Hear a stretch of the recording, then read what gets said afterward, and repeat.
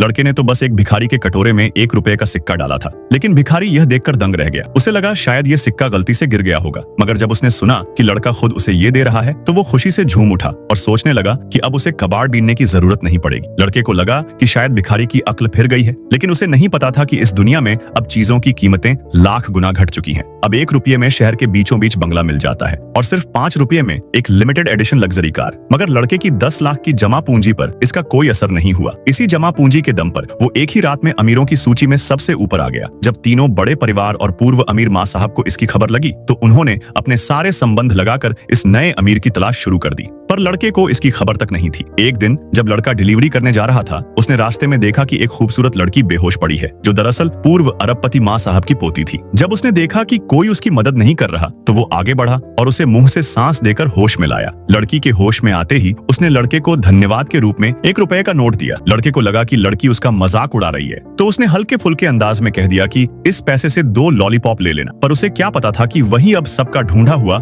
नया अरबपति बन चुका है। इसके बाद वो बस पकड़कर घर लौटने ही वाला था जब उसने 1 रुपए का सिक्का बस में डालने की कोशिश की, लेकिन ड्राइवर और बाकी यात्री यह देखकर हैरान रह गए। सबको ऐसा लग रहा था जैसे वो कुछ बहुत कीमती चीज दिखा रहा हो जो अब आम नहीं रही। कुछ ने उसकी नीयत पर शक जताया तो कुछ ने इसे दिखावा कहा। ड्राइवर ने उसे उतार दिया क्योंकि उसे ऐसे अमीरों से चिढ़ थी जो छोटी चीजों को लेकर घमंड करते हैं। लड़का कुछ समझ नहीं पाया कि आखिर उसका कसूर क्या है। इसके बाद वो पैदल बैंक पहुंचा और सोचा कि सारे सिक्के अकाउंट में जमा करा देगा, लेकिन मशीन ने काम नहीं किया और उसे काउंटर की तरफ भेज दिया गया। जैसे ही वो हॉल में पहुंचा, उसकी जेब से 100 रुपए का एक नोट गिरा और बैंक मैनेजर की नजर उस पर पड़ गई। उसने आज तक इतनी बड़ी रकम का नोट नहीं देखा था। जब उसने सुना कि लड़का 300 रुपए का लेन देन करने आया है तो उसने तुरंत सिक्योरिटी को बुलाकर बैंक सील करवा दिया और खुद बैंक मालिक भी उसे सेवा देने आ गया। यहाँ तक कि 3 सुंदर लड़कियों को पैसे देने के लिए बुला लिया गया। लेकिन जैसे ही लड़का वहाँ से निकला, मैनेजर भागता हुआ बैंक के मालिक के पास गया और बोला, यही है वो लड़का जिसे हम ढूंढ रहे थे, वही अरबपति फू लिंचुआन। मालिक सुनते ही जोश में बाहर भागा, लेकिन तब तक लड़के को उसके दोस्तों ने